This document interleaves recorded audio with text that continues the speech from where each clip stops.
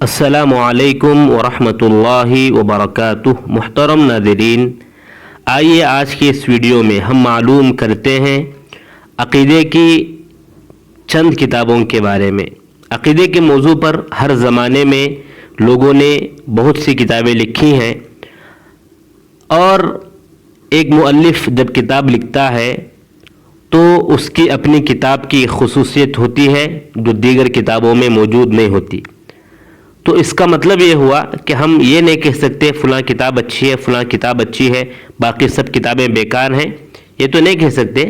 لیکن آج ہم بات کرتے ہیں 10 کتابوں کے بارے میں جن کو اگر ہم پڑھ لیں گے، بغور مطالعہ کر لیں گے، تو عقیدے کی اکثر باتیں، عقیدے کے تعلق سے اکثر مواد ہم کو معلوم ہو سکتا ہے۔ تو آئیے ہم اپنے اس ویڈیو کو شروع کرتے ہیں۔ نمبر 1، کتاب التوحید۔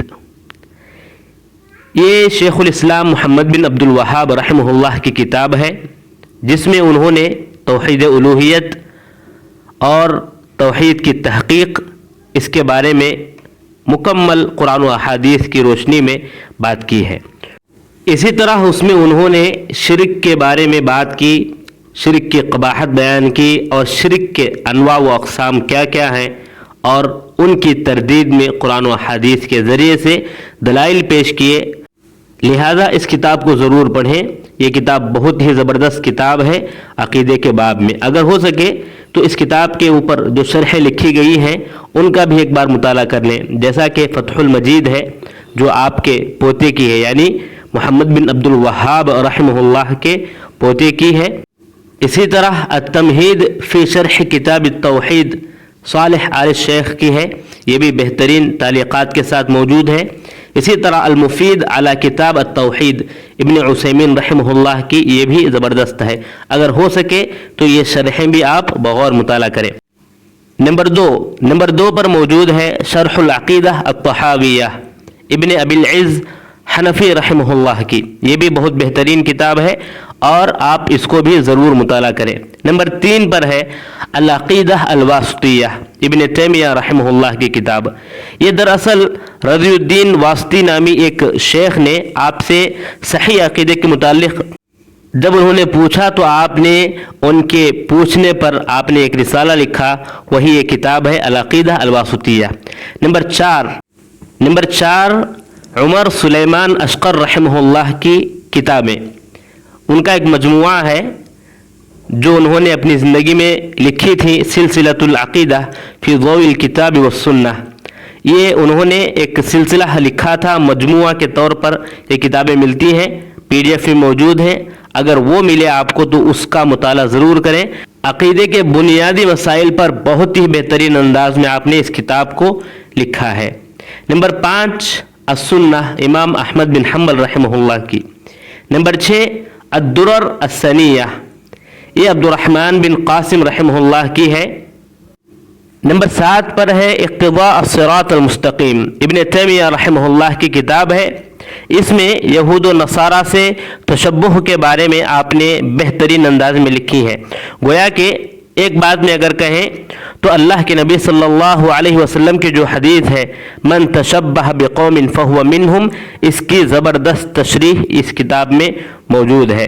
نمبر 8 الحمویہ ابن تیمیہ رحمہ اللہ کی، یہ بھی کتاب ہے۔ دراصل شام کے علاقے کے لوگ جب انہوں نے آپ سے ایک کتاب لکھنے کے بارے میں گزارش کی تو آپ نے الحمویہ نامی کتاب لکھی۔ نمبر 9 پر ہے الصواعق المرسلہ، یہ دراصل ابن قیم رحمہ اللہ کی کتاب ہے، جس میں آپ نے سلف صالحین، تابعین، صحابہ کرام تمام لوگوں کے عقیدے کو واضح کیا، اور جو بھی شبہات ہیں جہمیہ کے یا دیگر لوگوں کے، ان تمام چیزوں کے شبہات کو بیان کیا، اس کا رد کیا، اور زبردست انداز میں آپ نے اس میں رد کیا ہے۔